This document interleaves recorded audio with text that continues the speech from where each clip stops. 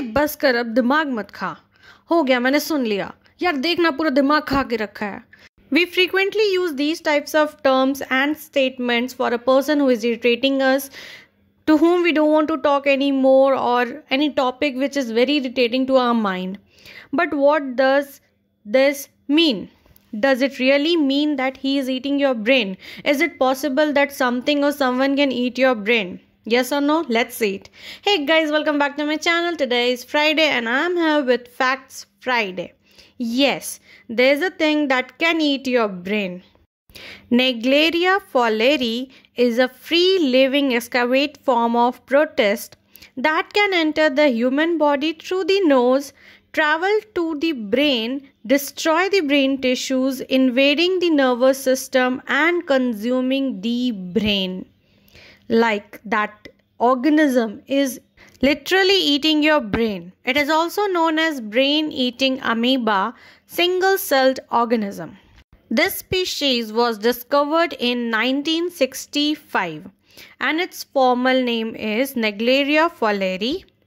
It was first identified in Australia, but it is believed by scientists that it was first evolved in US.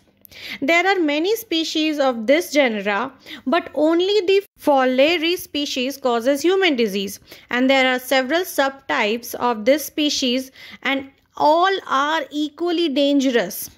The size of it is 8 to 15 micrometers in size depending upon the life stage and environment. Let me remind you that our hair is 40 to 50 micrometers wide.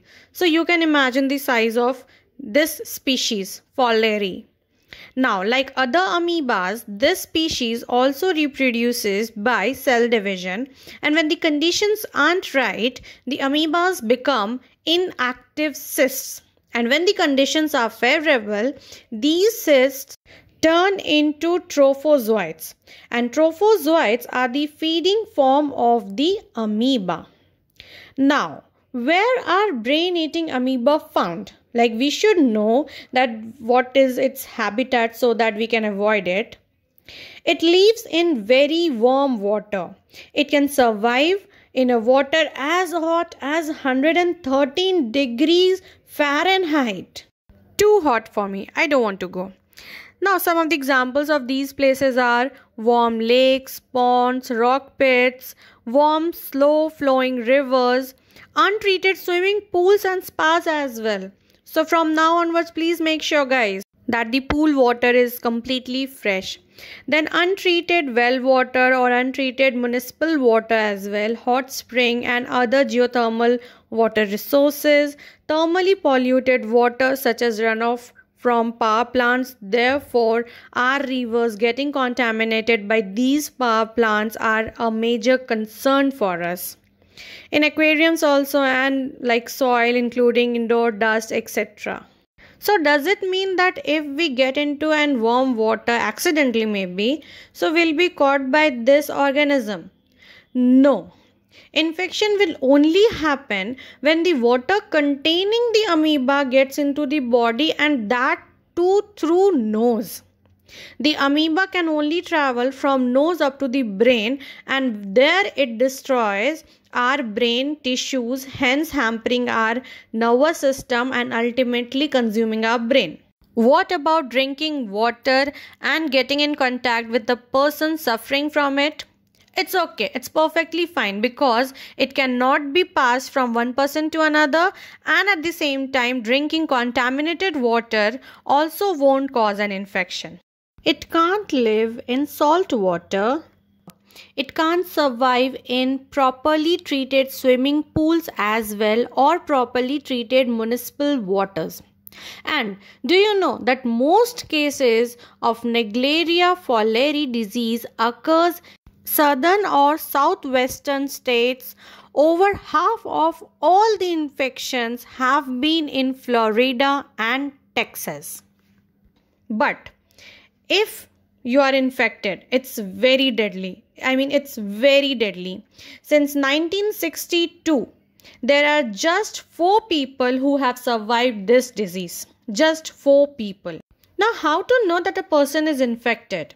The symptoms are similar to bacterial meningitis.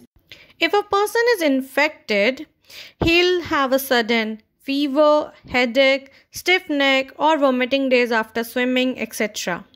Now, what can we do to take measures or to avoid such infection? First and the prime thing, stay out of the warm, fresh water bodies. When the water temperature is high and water levels are low, we should avoid that water body. Avoid putting your head under the water in hot springs and other untreated thermal waters. Hold your nose shut or use nose clips when you're in warm water, lakes, rivers, or hot springs. Avoid digging in or stringing up sediments when you are in shallow, warm, fresh water. Use only sterile, distilled, or lukewarm, previously boiled water for nasal irrigation or sinus flushes. So these were some information about an amoeba that can eat your brain named Naegleri fowleri. I hope you liked the video. Please like it, share it, and don't forget to subscribe my channel. I'll again come up. Till that, take care. Bye-bye.